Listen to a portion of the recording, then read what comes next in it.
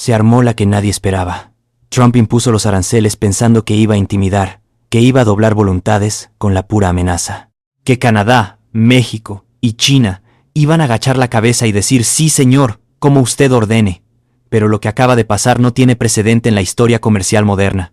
Por primera vez, tres gigantes económicos unieron fuerzas para responder al mismo tiempo, con la misma contundencia y con el mismo mensaje. Ya basta. Trump abrió una guerra comercial creyendo que tenía todas las cartas a su favor, que el poder del dólar y el tamaño de la economía estadounidense iban a ser suficientes para que nadie se atreviera a responder. Se equivocó. Y se equivocó de una manera que puede costarle mucho más de lo que jamás imaginó. Porque cuando México, Canadá y China decidieron coordinarse para contraatacar, no fue con palabras. Fue con medidas concretas, aranceles brutales y estrategias diseñadas para golpear exactamente donde más duele, el bolsillo de los estadounidenses y la estabilidad de sectores clave de su economía. Vamos a los hechos. Ayer Trump confirma oficialmente los aranceles. 25% a México y Canadá, 10% adicional a China. Lo hace invocando una ley de emergencia económica que suena casi a estado de sitio comercial. Lo hace violando el Tratado de Libre Comercio que él mismo firmó hace unos años, el TEMEC. Y lo hace con la soberbia de quien cree que nadie va a responder porque nadie puede permitirse perder el mercado estadounidense. La respuesta no se hizo esperar. Canadá fue el primero en salir. Justin Trudeau anuncia aranceles del 25% sobre productos estadounidenses por un valor de $155 mil millones. $30 mil millones de golpe inmediato. 125 mil millones más en 21 días si Estados Unidos no retrocede. No es un aviso, es un ultimátum económico con fecha y monto. Y lo más impactante es que en Canadá, un país conocido por su diplomacia, por su cortesía, por su perfil bajo, la población estalló en indignación. En partidos de hockey, cuando sonó el himno de Estados Unidos, la gente abucheó, algo nunca visto. El rechazo es total. Ya no es solo el gobierno el que está molesto, es la sociedad entera. México no se quedó atrás. La presidenta Claudia Sheinbaum saca un comunicado que vale oro. Rechaza categóricamente las acusaciones de la Casa Blanca que insinuaron que el gobierno mexicano recibe órdenes del crimen organizado. Y ahí no para, va más allá. Dice que si hay alianza con el crimen, esa alianza está en Estados Unidos, donde se venden las armas que alimentan la violencia, donde no se desarticula el lavado de dinero que mueve miles de millones, donde no se detiene a los distribuidores que operan a plena luz del día en las calles de las grandes ciudades. Sheinbaum pone sobre la mesa datos duros.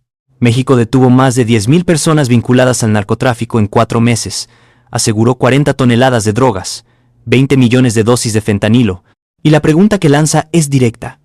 ¿Qué ha hecho Estados Unidos para combatir el consumo, para desmantelar las redes de distribución en su territorio, para atender la epidemia de opioides que ellos mismos crearon con la prescripción indiscriminada de medicamentos autorizados por su propia agencia reguladora? El golpe es certero, porque Estados Unidos, con apenas el 4% de la población mundial, consume el 80% de los opioides del planeta. El problema no está en la frontera sur, está en las calles de sus ciudades, en la falta de políticas de salud pública, en la inacción de sus autoridades. Y Sheinbaum lo dice sin rodeos. Coordinación sí, subordinación no. Colaboración entre iguales, no obediencia ciega. Y cierra el comunicado con la frase que más inquieta a Washington. Instruyo al secretario de Economía para que implemente el Plan B que hemos estado trabajando, que incluye medidas arancelarias y no arancelarias en defensa de los intereses de México. Ese Plan B es lo que tiene en pánico a la administración Trump, porque no es solo México respondiendo, es México coordinándose con Canadá y con China para golpear de manera simultánea y estratégica. Los 3 países ya presentaron quejas formales ante la Organización Mundial del Comercio. Los 3 anunciaron represalias específicas. Y los 3 tienen claro cuáles son los puntos sensibles de la economía estadounidense. La industria automotriz, por ejemplo. Trump dijo que Estados Unidos no necesita los autos de Canadá, que ellos producen los suyos. Pero olvidó mencionar que la mayoría de las piezas, los componentes, los insumos que hacen funcionar esas plantas en Michigan y Ohio, vienen de México y Canadá. Abran el cofre de cualquier auto ensamblado en Estados Unidos y lean las etiquetas. Hecho en México, hecho en Canadá, hecho en China. Las cadenas de suministro son integradas. Romperlas no es un triunfo, es un suicidio. Las plantas de manufactura en estados como Texas, Michigan, Ohio, Pensilvania van a sentir el impacto de inmediato. No en meses, en semanas. Porque sin esos insumos, la producción se paraliza. Y cuando la producción se paraliza, los empleos se pierden. Y cuando los empleos se pierden, la presión política se vuelve insostenible. Y aquí viene lo interesante. Canadá y México no están golpeando al azar. Están apuntando específicamente a los estados republicanos que votaron por Trump, a las zonas donde su base electoral es más fuerte. La estrategia es clara, que el dolor se sienta exactamente donde más puede costarle políticamente. Déjanos tu perspectiva en los comentarios sobre cómo ves este choque histórico y suscríbete a God Blessed Latinos para seguir conectado con análisis que nadie más te está dando con esta claridad. China, por su parte, no ha mostrado todas sus cartas, pero conociendo su historial, su respuesta va a ser igual de calculada y probablemente más devastadora. China tiene experiencia en guerras comerciales, tiene paciencia estratégica y tiene el poder de mover mercados enteros con una sola decisión. Mientras Trump cree que puede presionar con un 10% adicional, China puede responder cerrando el acceso a tierras raras, restringiendo exportaciones tecnológicas o redirigiendo sus compras agrícolas hacia otros países. El daño potencial es enorme. Lo que Trump no calculó es que este no es el mundo de hace 30 años. Ya no hay una sola superpotencia dictando las reglas mientras los demás obedecen. Hoy hay múltiples centros de poder, y cuando esos centros deciden actuar en conjunto, el equilibrio cambia. Estados Unidos sigue siendo una economía gigante, pero ya no puede darse el lujo de enfrentarse simultáneamente a 3 de sus principales socios comerciales sin consecuencias graves.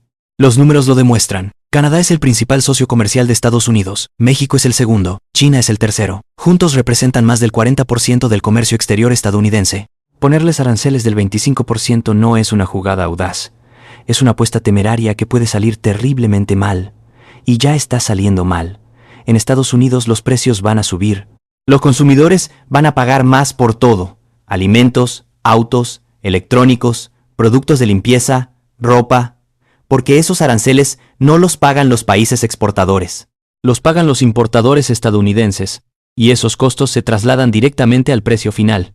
Trump dice que los aranceles no causan inflación. Cualquier economista con 3 dedos de frente sabe que eso es falso. Históricamente, cada vez que Estados Unidos ha implementado aranceles generalizados, la inflación ha subido. El caso más famoso es el arancel Smoot-Hawley de 1929, que muchos historiadores señalan como uno de los factores que aceleraron la Gran Depresión. Y aquí viene otro problema. Trump no está solo en esto. Elon Musk acaba de tomar control de la Oficina de Gestión de Personal del Gobierno Federal. Tiene acceso a información sensible de todos los empleados públicos. Salarios, direcciones, historiales. Un empresario privado, que ni siquiera es ciudadano estadounidense de nacimiento, controlando datos de millones de trabajadores del Estado. Eso no es eficiencia administrativa. Eso es concentración de poder sin contrapesos. Y genera una pregunta incómoda.